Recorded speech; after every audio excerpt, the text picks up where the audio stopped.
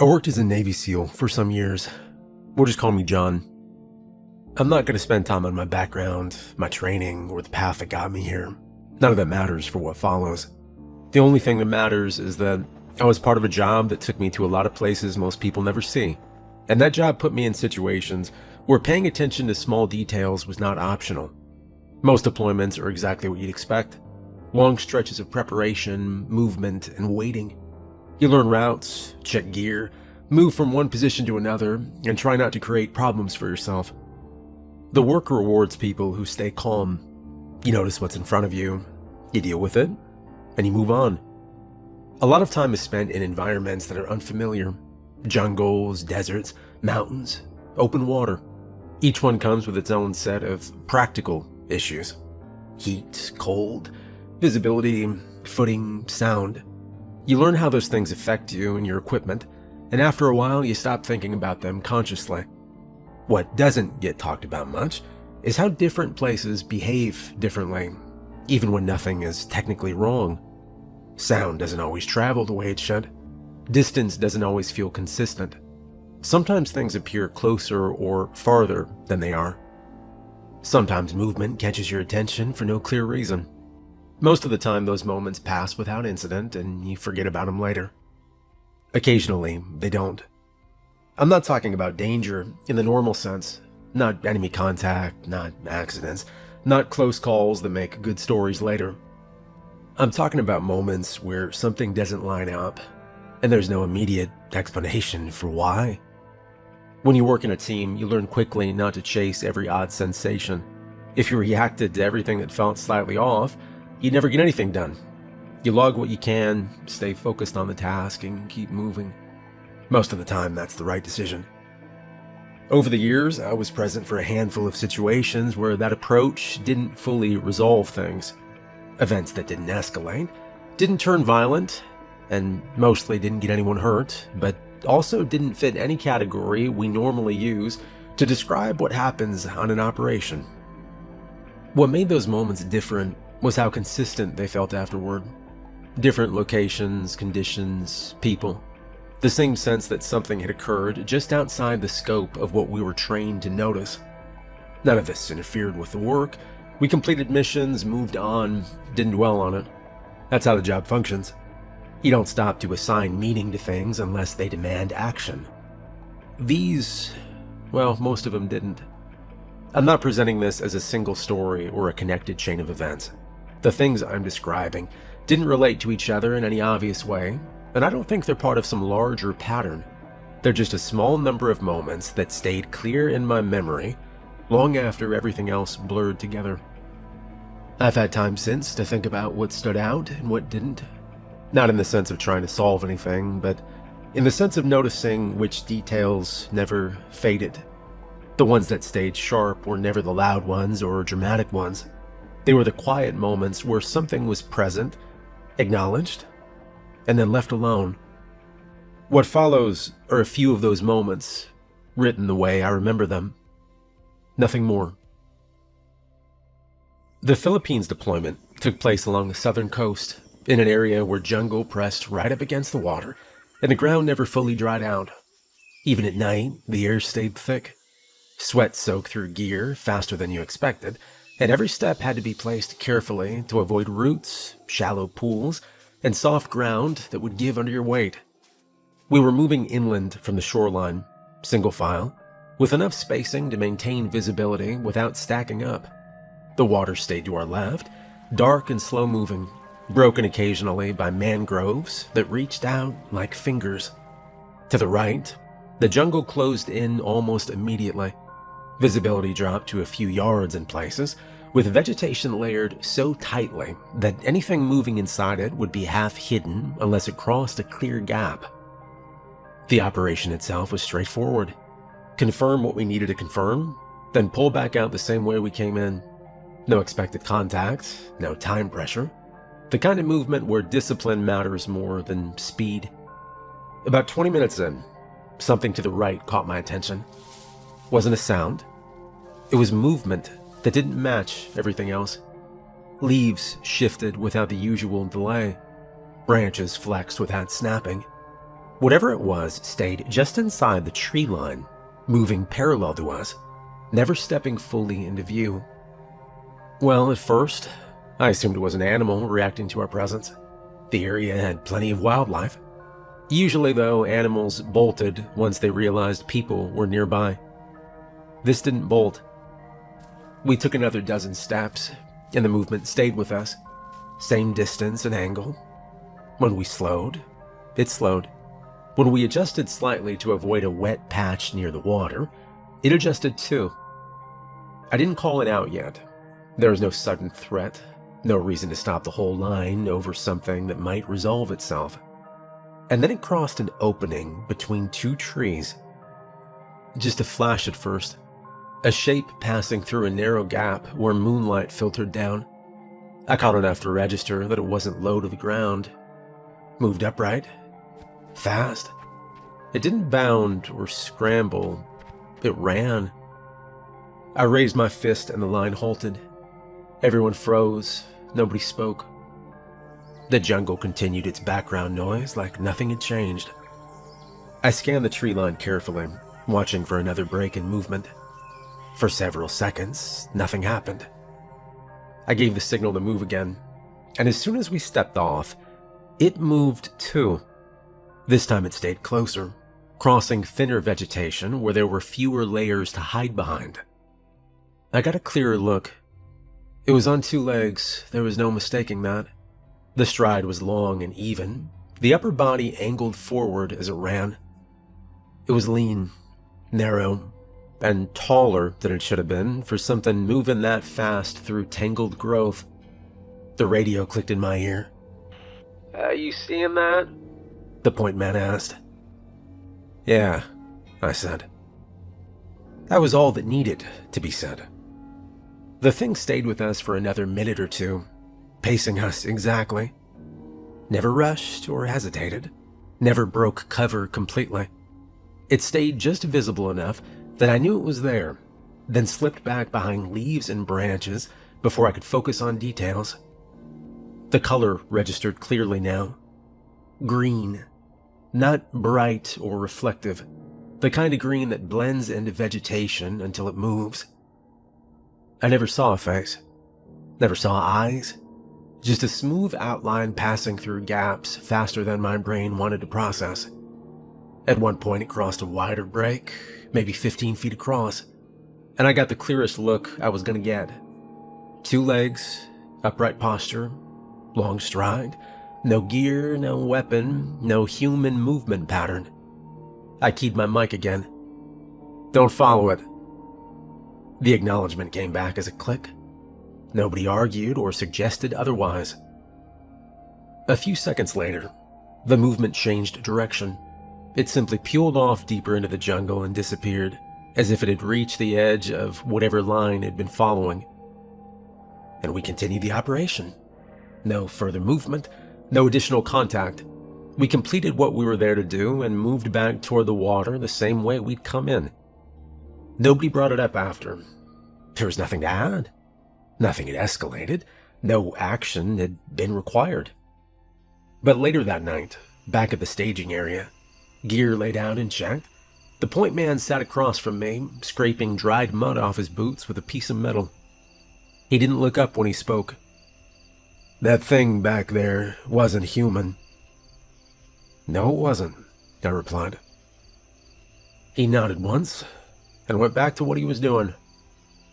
And that was the end of that. We rotated out of that area a few days later. No similar reports or warnings passed down. No indication that anyone else had encountered the same thing. At the time, I treated it the way I treated anything that didn't interfere with the mission. I noted it and moved on. What stuck with me, it wasn't how fast it moved or how close it stayed. It was something else. You know, animals react. People react. This didn't react. It paced us, maintained distance, then disengaged without any visible reason. Years later, after other deployments and other environments, that memory has stayed sharper than most. There was no confusion in its movement, no hesitation. No adjustment once it started pacing us. It behaved like something that already understood what we were and where we were going. At the time, I didn't try to describe it beyond what I saw. I didn't label it. That wasn't useful. Much later, with enough distance from the moment to be honest about it, there was one comparison that fit better than the others. Not perfectly, but close enough. I realized this is going to sound crazy, but it looked like a giant lizard. The Afghanistan deployment came later, during a stretch where most of our operations took place in higher elevation terrain. The mountains there don't feel dramatic when you're first inserted.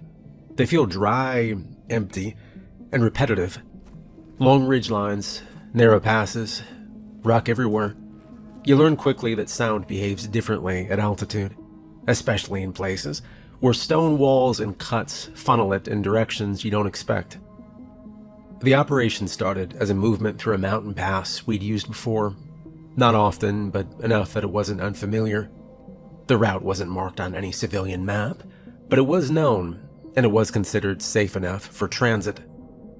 But there were steep slopes on both sides, loose rock underfoot, and wind that cut through gear even during daylight. We were moving mid-morning. Visibility was good. No weather issues, no indication of contact in the area.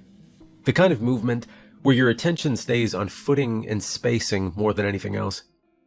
About halfway through the pass, I noticed the steps. First, I thought they were natural. Rock formations in that region can stack in ways that look deliberate from certain angles.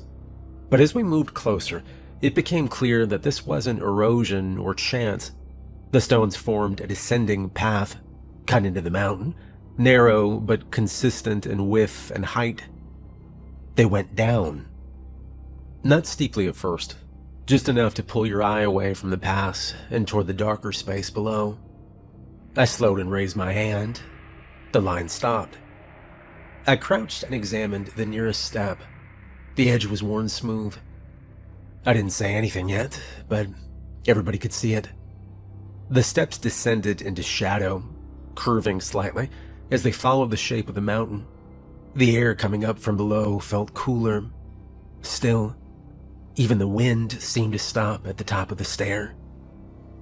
Well, we debated briefly over comms whether to bypass it entirely. There was no operational reason to go down there. But there was also nothing that marked the area as restricted or dangerous. No signage or mention in any briefing. And in that environment, old structures weren't unheard of. Afghanistan is layered with things that predate modern borders by centuries. We descended. The steps narrowed slightly as they went down, forcing us to adjust spacing. Light dropped off quickly. The walls on either side rose higher, the rock face closing in. And the stairway opened into a cavern. Not a cave in the natural sense. The space was too regular. The walls curved deliberately, forming a wide cavern that extended beyond the reach of our lights. The ceiling rose high enough that the beam didn't find it right away. There were markings on the stone, not writing, carvings, shallow and worn, and repeating in patterns that didn't seem decorative. They ran along the walls at consistent heights, like markers rather than art. We moved slowly, scanning, light sweeping. There was no movement or sound beside our own. And then the statue came into view. It dominated the center of the cavern, carved directly from the stone floor. A spider, detailed enough that individual segments were visible where light struck the surface. It was enormous. The body alone rose higher than our heads. The legs spread outward, anchoring it to the cavern floor in a way that made it feel less like a statue and more like something frozen in place. The surface was smooth in some areas, rough in others, as if different parts had been exposed to different conditions over time. The scale was what hit me first. The craftsmanship came second. Whatever had made this had known exactly what they were doing. The proportions were deliberate, The posture was deliberate. This wasn't a rough carving or an old marker. The cavern felt very old. We started to approach the statue when someone grabbed me hard by the shoulder. I spun, bringing my rifle up instinctively, and came face to face with a senior SO I recognized immediately. He wasn't part of our movement. He didn't raise his voice, but he grabbed my gear and pulled me backward toward the stairs. "Off limits," he said. The rest of the team froze, watching.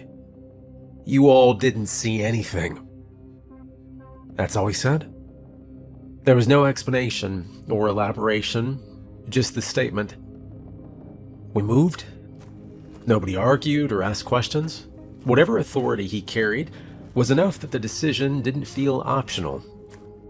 We ascended quickly, the air warming as we climbed. The sound of wind returned. Radio sounded normal again. When we reached the top, the pass looked exactly as it had before. The senior SO stayed below, out of sight. We rerouted without discussion. The operation continued along an alternate path that added hours to our movement. Nobody mentioned the cavern over comms. Nobody tried to revisit it. Later, back in our staging area, I looked for the senior SO and he wasn't there. Nobody seemed surprised by his absence. I asked one quiet question to someone who'd been around longer than I had. He shook his head once. "Don't," he said. And there was no report filed or note made. No mention of the steps, the cavern, or the statue in any documentation I saw. The area wasn't flagged officially, but it never appeared in our routing again. Over time, I learned that some places don't get marked on maps. They get handled differently, avoided without explanation, redirected around without comment. At the time, I didn't try to assign meaning to what we'd seen. Whatever that place was, we weren't meant to be there. The Iraq incident. Now, this happened after the fighting was over.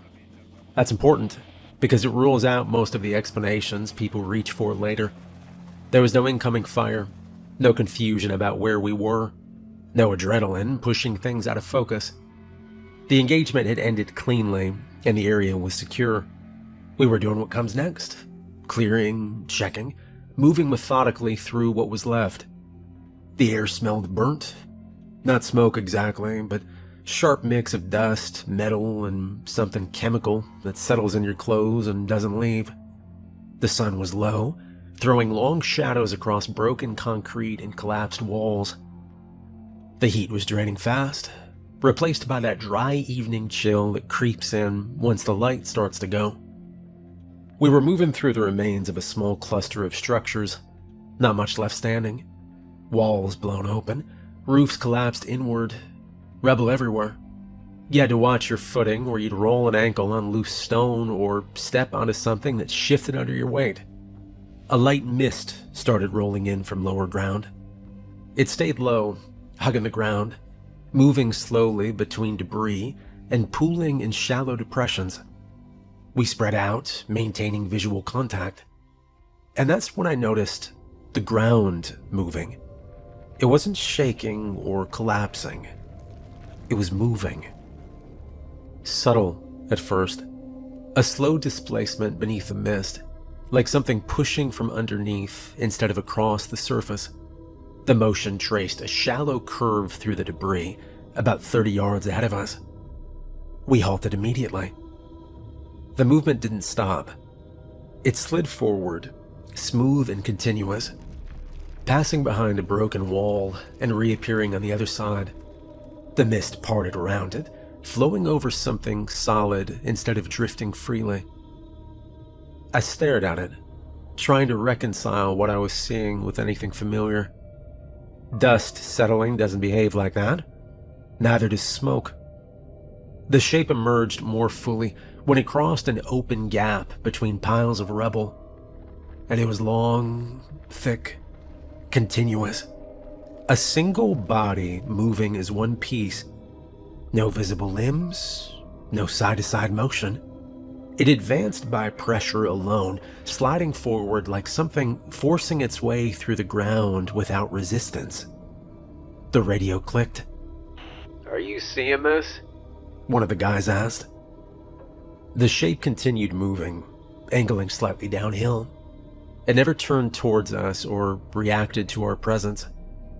It behaved like we weren't there at all. And then it passed close enough that I could see detail.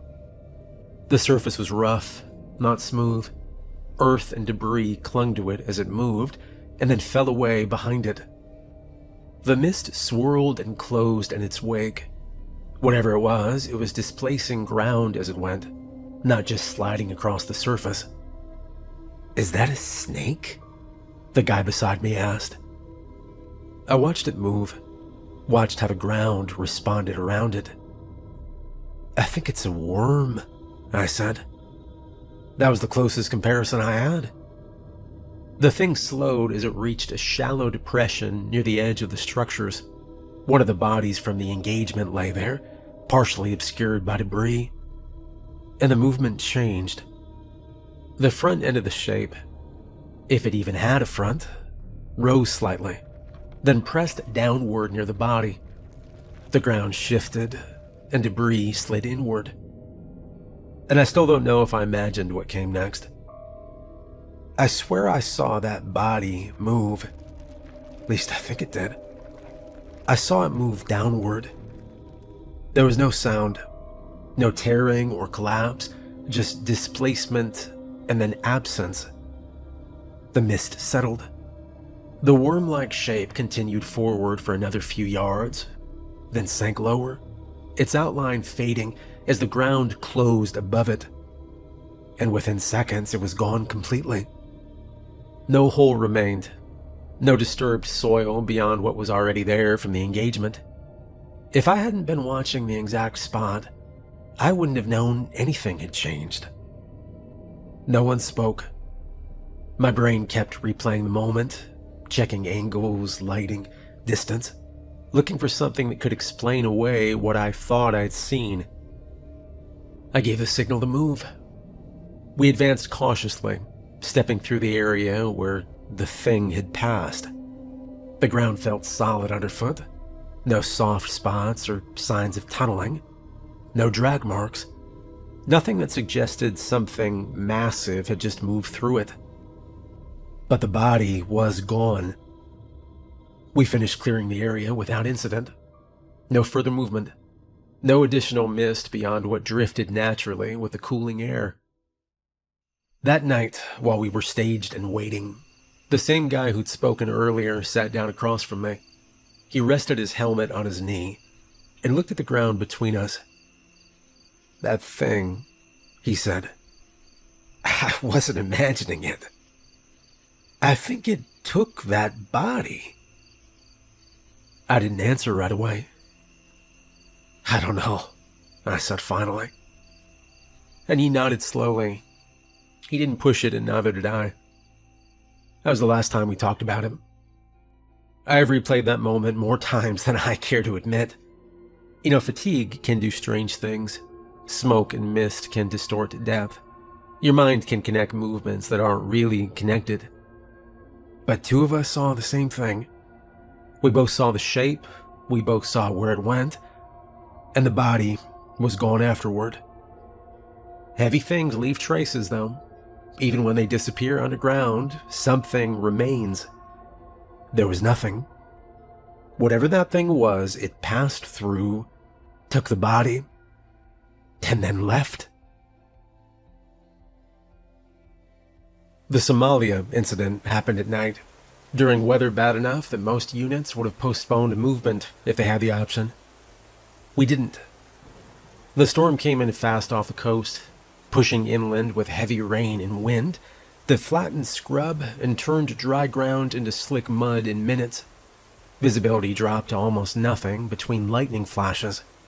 When the thunder rolled through, it didn't echo so much as smear across the sky, long and low, like the sound couldn't decide where to go. We were moving through terrain, low trees, scrub, Open stretches broken by shallow washes and clusters of rock. Not the kind of place where you lose people easily, even at night. The spacing was tighter than usual because of the weather, but we maintained visual contact. Headlamps stayed off, and we relied on flashes of lightning. That was when one of our guys went missing. There was no shout or call over comms, no sudden break in formation that would have drawn attention. One moment he was there, moving just ahead and to my left, and the next he wasn't. We stopped immediately. I counted heads twice before saying anything. Same result both times. We called his name quietly over comms. No response. Tried again, louder. Still nothing. Rain hammered down hard enough that it masked anything smaller than thunder. Wind tore through the scrub in uneven burst, flattening at one moment and letting it spring back the next. We backtracked along our exact path. Same spacing and order. No sign of a struggle. No dropped gear.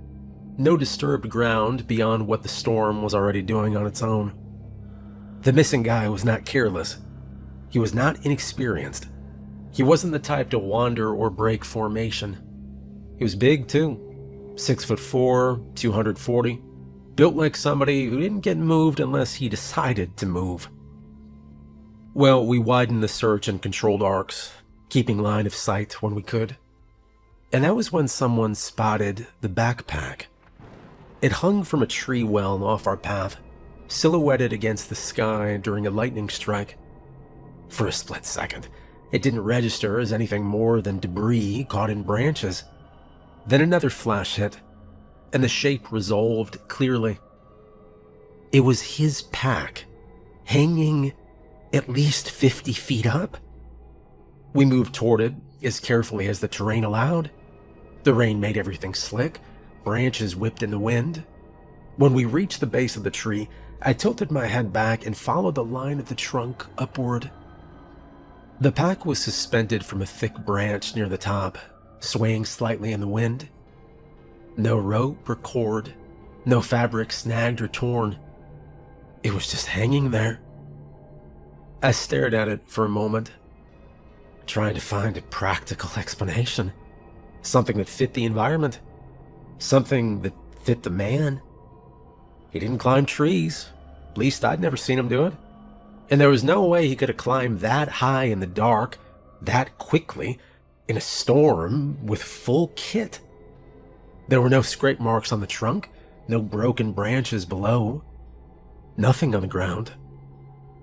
The storm surged again, wind roaring through the scrub, rain hammering down sideways. For a few seconds, the noise overwhelmed everything. Then it stopped. Not the storm, just the wind. It dropped off suddenly, leaving rain falling straight down instead of sideways. And that's when we heard it. Not a sound from the ground. Above us. A rush of air, heavy and fast, like something large passing overhead at speed. There was no shape to it, no silhouette against the clouds. Just the unmistakable sense of mass moving through space right above the tree line. It lasted maybe a second, then it was gone.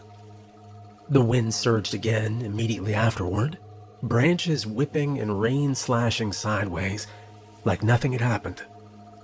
No one spoke for several seconds. Finally, someone broke the silence. "Did you hear that?" We stood there longer than we should have. Rain soaking through gear, lightning flashing intermittently overhead.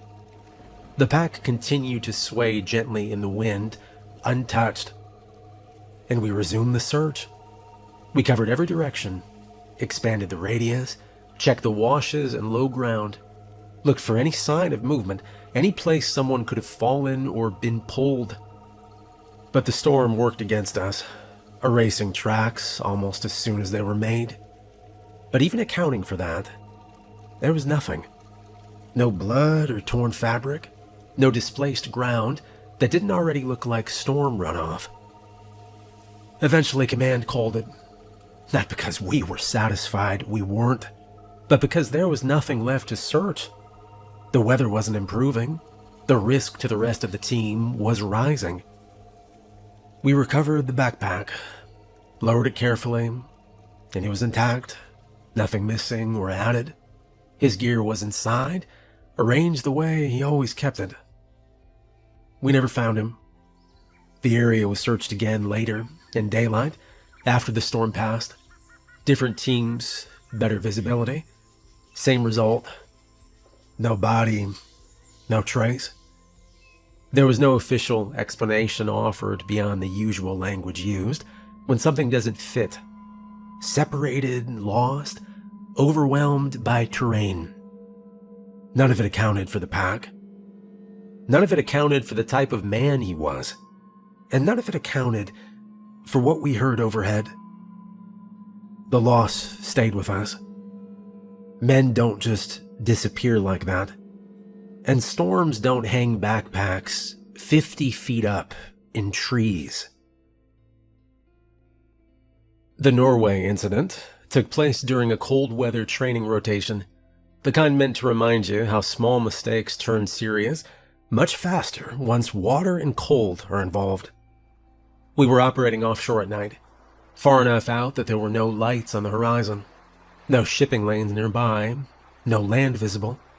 The sea was calm in a way that only happens occasionally in that part of the world, flat enough that the water reflected the sky instead of breaking it up. Cold air, steady breathing. Everything slowed down by temperature. We were moving at low speed, maintaining spacing and running passive systems. No reason to make noise or rush. Just steady movement through open water while everyone stayed alert for anything that didn't belong. At first, nothing did. The water rolled beneath us in slow, heavy swells that barely registered against the hull. You could hear it more than feel it. A low, constant sound that blended into the background until you stopped paying attention to it consciously. That changed when the water beneath us darkened. It was a gradual shift in tone, like a shadow passing under glass. At first, I assumed it was a whale. That made sense. The region supports large marine life, and whales surface and dive without warning. Their mass can distort water patterns in ways that look unnatural if you're not expecting it. I adjusted my stance and leaned slightly, trying to get a better angle. The shape beneath us was enormous. It wasn't long and narrow like most whales. It was broad and smooth. The surface didn't break the water. It just stayed below it, moving slowly enough that the displacement was almost gentle. The shape slowed, then it stopped. The water above it stilled in a way that caught my attention immediately. The natural movement of the sea didn't resume. It was as if something solid had pressed upward and held there. I was still thinking whale when the eye opened. There was no build-up, no ripple, just a slow separation in the darkness beneath the surface, revealing a single massive eye opening directly upward. It was positioned at the top and center of the body, oriented straight toward us. And the color registered first. Red. Bright, deep, and saturated red, like something lit from within rather than reflecting light from outside. The surface of it was smooth and wet, catching what little ambient light there was and bending it in a way that made depth hard to judge. But the scale hit. The eye alone was enormous. Later, when I tried to put numbers to it, 50 feet across was the closest estimate that didn't feel exaggerated. It filled most of the visible space beneath us, stretching wider than the boat itself. No pupil detail stood out, no blinking. It simply opened and remained open. Nobody moved. I felt the instinct to step back, even though there was nowhere to go. The cold air felt sharper all of a sudden, like my lungs had decided to remind me where I was. The water around the eye remained unnaturally still. No bubbles or surface break, just that massive shape holding position directly beneath us. Close enough that if it had surfaced, it would have displaced the boat easily. Someone behind me breathed out slowly. For a few seconds, I waited for it to react, for the eye to track movement, for the body to shift, for anything that suggested it was aware of us in a way that would require action. Nothing happened. The eye stayed open, fixed and unblinking. If it was looking at us, there was no way to tell. And then the eye began to close. As it did, the water above it darkened again, returning to its earlier tone. The stillness broke, small ripples spread outward, then larger ones, as if the sea had remembered how it was supposed to act. The shape beneath us began to sink. The shadow grew deeper, broader, then stretched downward until it faded into total darkness. There was no wake or turbulence, no sign of disturbance beyond what we'd already seen. Eventually, the senior officer gave the order to continue, and we did. The rest of the night passed without incident. No additional movement, no return of the shape. The sea remained calm all the way back. I replayed it in my head afterward many times. We never encountered it again, not in that area or anywhere else. And I never saw another eye like it. But I think about that moment sometimes when I'm near open water, especially at night, because whatever that thing was, it existed there long before we passed over it. And I have a feeling it's still there today. Well, I left active duty years ago. Not because of anything in this story. My time ended the same way it does for most people in that line of work. Rotations end. Bodies wear down. Life moves forward. You pack up what you can carry and you leave the rest behind. Most of what I remember from those years blends together now. The days, the briefings, the places. A lot of it fades the way it should. That's normal. You don't need to hold on to every detail to know who you were or what you did. I don't think about the moments I talked about every day. I don't connect them to each other. I don't look for patterns. That kind of thinking doesn't really help. What I do think about, occasionally, is how easy it is to assume that unfamiliar things behave the same way familiar ones do. Most of the time, that assumption works. Animals act like animals. Terrain acts like terrain. Water behaves like water. Sometimes, though, you run into something that doesn't react at all, doesn't escalate, doesn't retreat, doesn't acknowledge you in any way that fits your expectations. It simply exists alongside what you're doing, briefly, and then it's gone. I never felt chased in any of those moments. Never felt hunted, really. Even in Somalia, when one of our own disappeared, there was no sense of pursuit afterward, no lingering presence. Things happened, and then they didn't. I've had people ask me, in different ways, whether I think those things are still out there, whether I think they're connected, whether I think they were meant to be seen. I don't know. I don't think that question matters as much as people want it to. I don't tell these stories as a warning, and I don't tell them as proof of anything. I'm not asking anyone to believe anything. I'm just describing what I saw and what happened afterward. That's it. I don't avoid jungles, deserts, mountains, or open water because of this. I still go outside. I still travel. I still pay attention to my surroundings the same way I always did. But I'm more comfortable now with the idea that the world isn't obligated to make sense just because we think it is. Some places have rules that don't include us. Some things don't care whether we understand them. And sometimes, the only reason you're allowed to leave a place